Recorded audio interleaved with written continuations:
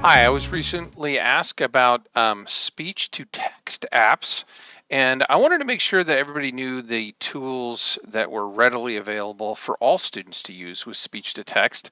I probably have more uh, trial and error with speech to text than most parents, with Luke going through years of trying it on different devices. And quite honestly, we've spent hundreds of dollars on different apps and different programs. And if you ask Luke what he thinks is the easiest to use, it's just using Google Docs. So, how to use Google Docs for speech to text. By the way, he uses it when he does everything, even if he has, for instance, something like a Google or a Moodle writing assignment that he has to write on that he's got a text box in. He just opens up a Google Doc, and he has the same one that he tends to open up and use all the time, and he'll use that for his speech to text tool. Luke also uses Grammarly because of his speech condition to help him find words that he didn't maybe pronounce correctly.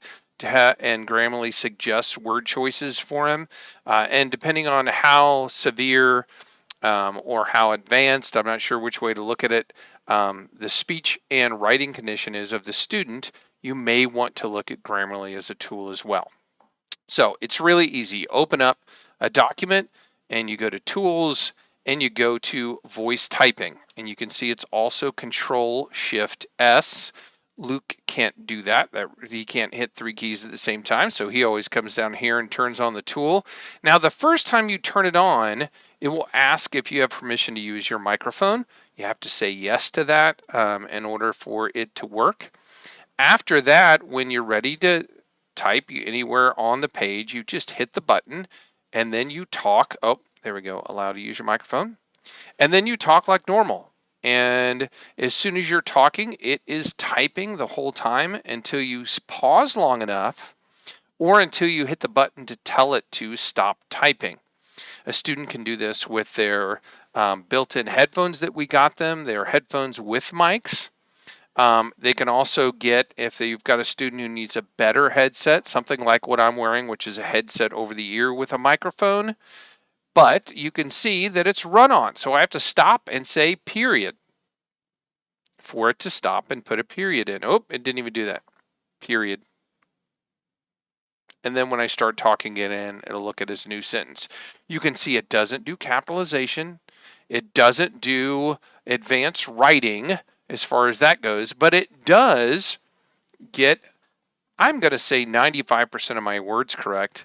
And if I took more time or was talking slower, it would pause and finish the sentence and add the period,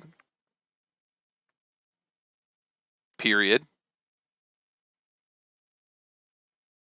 and then it would start a new sentence when I start talking again. Again, you can see it doesn't capitalize.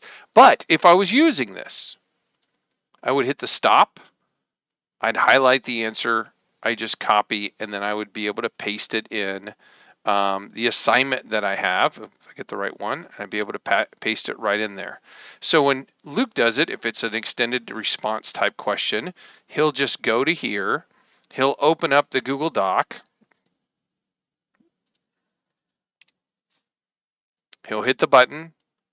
The answer to this question is obviously the biome whatever. And then he just copies that answer and puts it in the thing. He would normally, especially for one word answers, it's really quick and easy. But if it's a whole paper, he does the same thing. He'll stop and he'll say, he'll slow down, he'll say period, and then he'll start a new sentence. He does know he has to go back and capitalize things, but if you have a student that has a hard time typing, or has a hard time writing in general, it's a great way to get started. And like I said, I don't have Grammarly, but if I had Grammarly, it would help give those corrections as well if that's something you wanted with your student. Again, it's super easy. It's free. They just have to get used to opening a Google Doc. Luke has one that's like this, shortcutted right on his toolbar, so he can just hit it, voice to type, copy, paste into wherever he's going, and then go right back into what he's working. He's one-handed, and with his speech issues, really has done a way better job with Google Docs than any of the paid tools we've ever found. So that's it for speech to text with Google Docs.